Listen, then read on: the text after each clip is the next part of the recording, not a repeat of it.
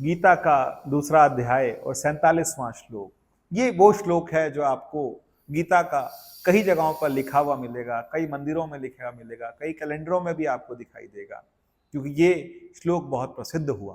और ये कहते हैं भगवान, कर्मण्येवाधिकारस्ते मा फलेषु कदाचन। भगवान कह रहे हैं कि कर्म करने में तेरा अधिकार है, लेकिन फल में तेरा अधिकार नहीं है। और दूसरी बात, तू कर्म करता जा और फल की इच्छा मत कर। तो कर्म करता जा और फल की इच्छा मत कर, ऐसा कैसा हो सकता है?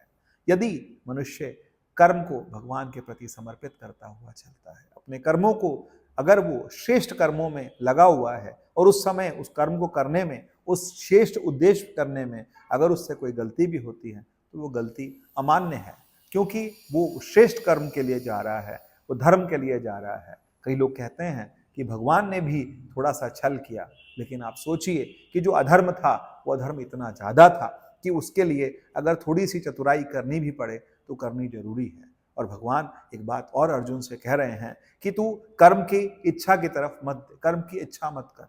इच्छा मतलब क्या हो गया कि कर्म के फल की इच्छा मत कर। कर्म करते जाएंगे और फल तो हमें मिलेगा ही मिलेगा, लेकिन यदि मनुष्य सिर्फ कर्मों पे ध्यान दे और कर्म ठीक रखे तो उसका फल, क्योंकि कर्म की जो सिद्धांत है वो बहुत ज्यादा कैसा है, कर्म करने में हम स्वतंत्र हैं। भगवान कहते हैं कर्म करने के लिए आप स्वतंत्र हैं, लेकिन कर्म का जो फल है उसे भोगने के लिए आप स्वतंत्र नहीं हैं, आप परतंत्र हैं, आपको भोगना पड़ेगा। यदि मनुष्य अपने कर्म को भोगने से बचना चाहे तो वो नहीं बच सकता, किसी भी तरीके से वो कर्म को भोगने से नहीं बच सकता।